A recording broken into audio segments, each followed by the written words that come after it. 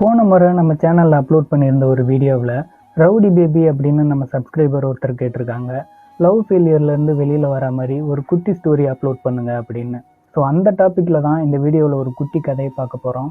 வணக்கம் உறவுகளே, welcome to story for you. நான் உங்கள் பாலா. இப்போ கதைக்குள்ளே போகலாம். ஒரு கம்பெனியோட அக்கௌண்ட்ஸ் டிபார்ட்மெண்ட்டில் லாவண்யா அப்படின்னு ஒரு பொண்ணு வேலை செஞ்சுட்டு இருக்காங்க. அதே டிபார்ட்மெண்ட்டில் கவின் அப்படின்னு ஒரு வாலிபனும் வேலை செஞ்சுக்கிட்டு இருக்காரு. லாவண்யா அங்கே வேலைக்கு சேர்ந்ததுலேருந்து கவினை ஒன் சைடாக லவ் பண்ணிட்டு இருக்காங்க, கிட்டத்தட்ட 8 மாதமாக. இந்த 8 மாதத்தில் எத்தனையோ முறை அவங்க தன்னோட காதலை கவின் கிட்ட சொல்லணும்னு முயற்சி பண்ணியும் சொல்ல முடியாமல் போகுது. ஏதோ ஒரு விதமான தயக்கம் அவங்கள தடுத்து நிறுத்துது. லாவண்யா தன்னை ஒன் சைடாக லவ் பண்ணுறாங்க அப்படிங்கிற விஷயம் கவினுக்கும் ரொம்ப நல்லாவே தெரிஞ்சிருந்தது.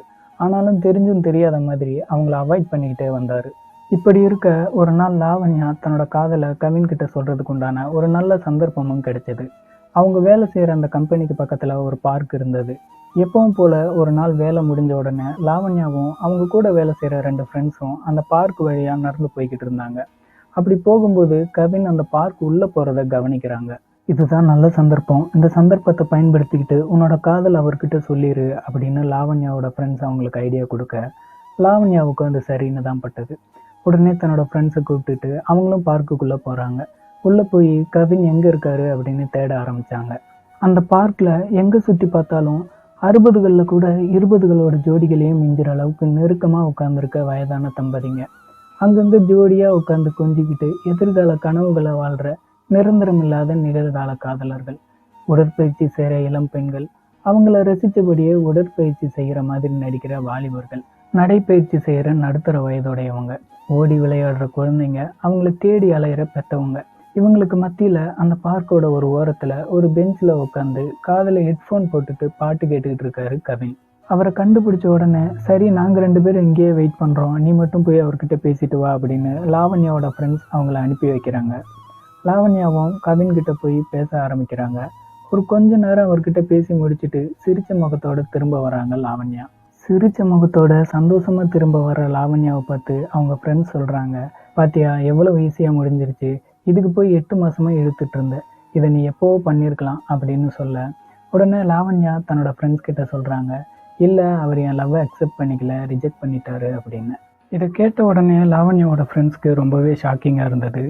8 மாதமாக நீ அவரை சின்சியராக லவ் பண்ணியிருக்க, இப்போ அவர் உன் லவ்வை அக்செப்ட் பண்ணிக்கலன்னு தெரிஞ்ச உடனே அந்த வருத்தமே கொஞ்சம் கூட இல்லாமல் இவ்வளவு கூலாக பதில் சொல்கிறியே அப்படின்னு அவங்க லாவண்யா கிட்ட கேட்குறாங்க.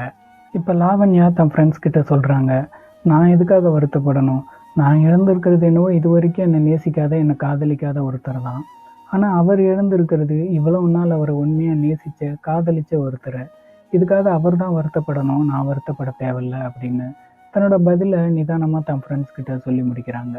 கதை என்னவோ இதோட முடிஞ்சிருச்சு. இப்போ விஷயம் என்னன்னு கேட்டிங்கன்னா, ஒரு ஓட்ட பாத்திரத்தில் நம்ம என்ன தான் தண்ணி ஊற்றி வச்சாலும் சரி, அது மொத்தமாக வீணாக தான் போகும். அந்த மாதிரி நம்ம காதலோட அருமை புரியாத ஒருத்தர்கிட்ட என்னதான் நம்ம காதல், நேசம், பாசம், அக்கறைன்னு எல்லாத்தையும் கொட்டி கொட்டி கொடுத்தாலும் சரி, அது எல்லாமே ஓட்ட பாத்திரத்தில் ஊற்றி வச்ச தண்ணி மாதிரி வீணாக தான் போகும். ஸோ உங்கள் லவ்வை யாராவது ரிஜெக்ட் பண்ணிட்டாலோ அல்லது உங்களை வேணான்னு விட்டுட்டு போயிட்டாலோ நீங்கள் வருத்தப்படவே தேவையில்லை. வருத்தப்பட வேண்டியது என்னவோ அவங்க தான். உங்களை புரிஞ்சுக்கிறதுக்கு கண்டிப்பாக ஒருத்தர் கிடைப்பாங்க. அது வரைக்கும் உங்கள் காதலை சேமித்து வைங்க, அவங்களுக்காக காத்துருங்க. Subscriber rowdy baby attention please. இந்த வீடியோ உங்களுக்கு பிடிச்சிருந்ததா அல்லது திருப்தியாக இருந்ததா அப்படின்லாம் எனக்கு தெரியல. ஏதோ என்னால் முடிஞ்சதை நான் பண்ணியிருக்கேன். எது எப்படியோ இந்த வீடியோ உங்களுக்கு பிடிச்சிருந்தா மறக்காமல் லைக் பண்ணிவிட்டு சப்ஸ்கிரைப் பண்ணிவிடுங்க.